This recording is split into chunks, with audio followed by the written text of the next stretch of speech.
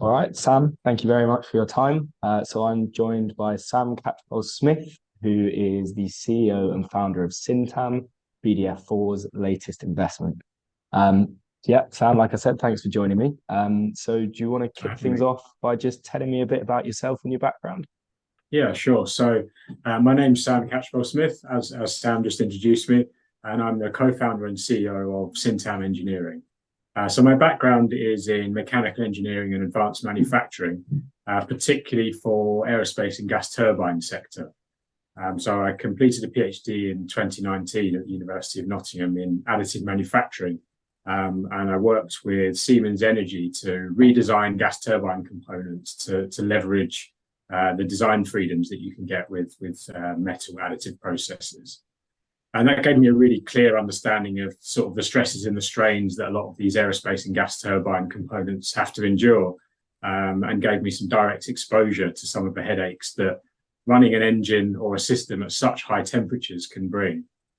So PhD normally means a career in academia, but I had no intentions of that at all. But always wanted to be industrial focused, and having that real industrial problem solving for end use products is what I'm passionate about. And so, really, what better way to drive that sort of innovation forwards than start up a company that's dedicated to developing new processes and new products from the ground up? Brilliant. And then, so why did you start Scintam, or how did you spot the opportunity?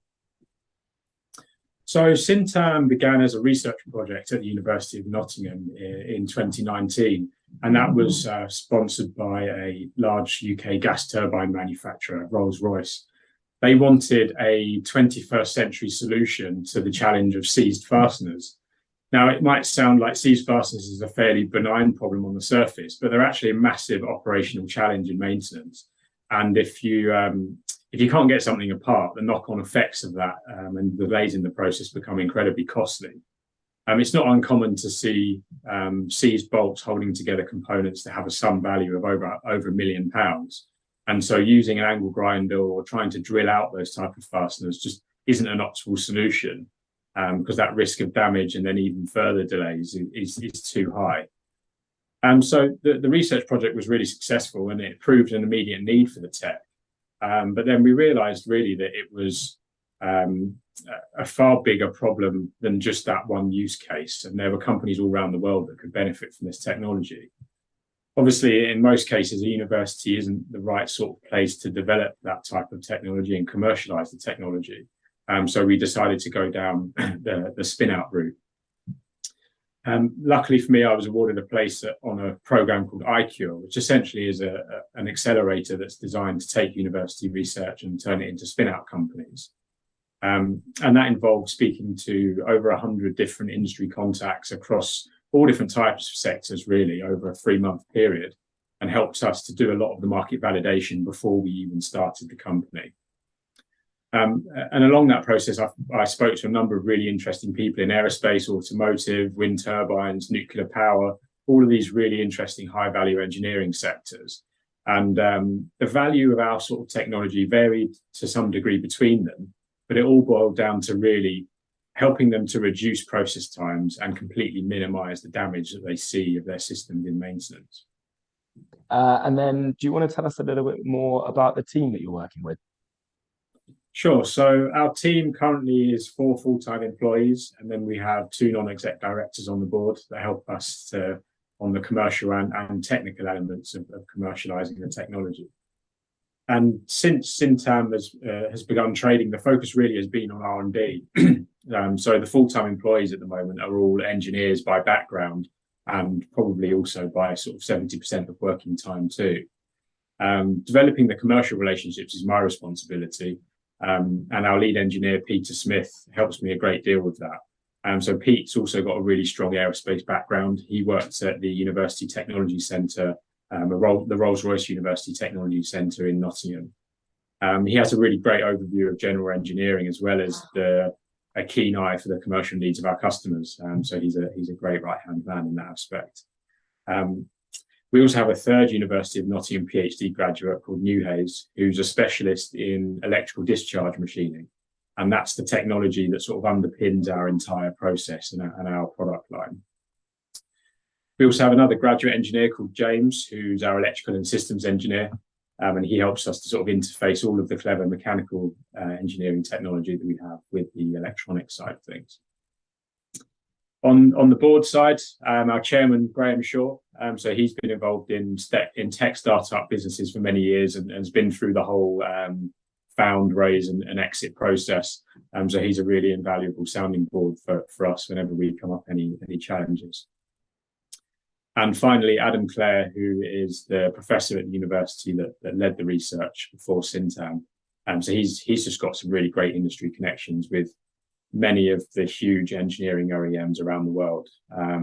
He understands what those customers need and expect and helps us and guides us so that we don't hit some of the mistakes that maybe he had early on in his career. Yeah, sounds a really well balanced team. And then close the round now. So congratulations. What do you have planned for the next 12 months then? So the next 12 months really exciting for us actually. So thanks to the investment from BDF and our other investors, we've managed to move to a new premises, which gives us about 3 times the amount of workshop space that we currently have. And we're doing that in the first week of January. We're also hiring an automation engineer that's going to help us to develop our next product line. We're also really fortunate to get an 18-month Innovate UK grant to help us to support that development. And so that was a really big win for us and really reduced our need to raise cash in the seed round. So we heard from a number of investors in our automotive sector that they wanted to use our tech, but they wanted to do it without a person having to be involved all the time. So key reason for this is they want to increase their yields in remanufacturing, which really is the process of taking a part that's been in service already, recovering the bits that still have value and replacing the wear components so you can then put that component back into service.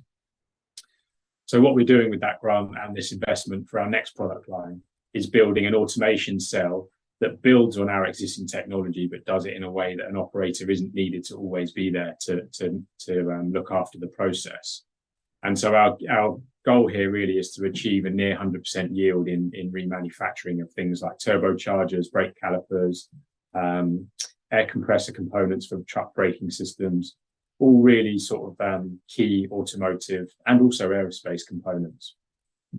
It's a really interesting area to be in as well, remanufacturing, because it's a key pillar in the sustainability agenda for both the automotive and other sectors like aerospace.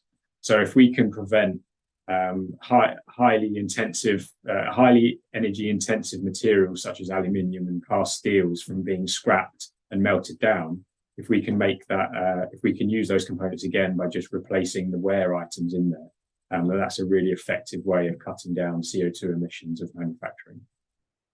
Well, exciting times. We're thrilled to have you on board, obviously, and really look forward to working with you over the coming years. Thank you very much for joining me. You too. Thank you, Sam.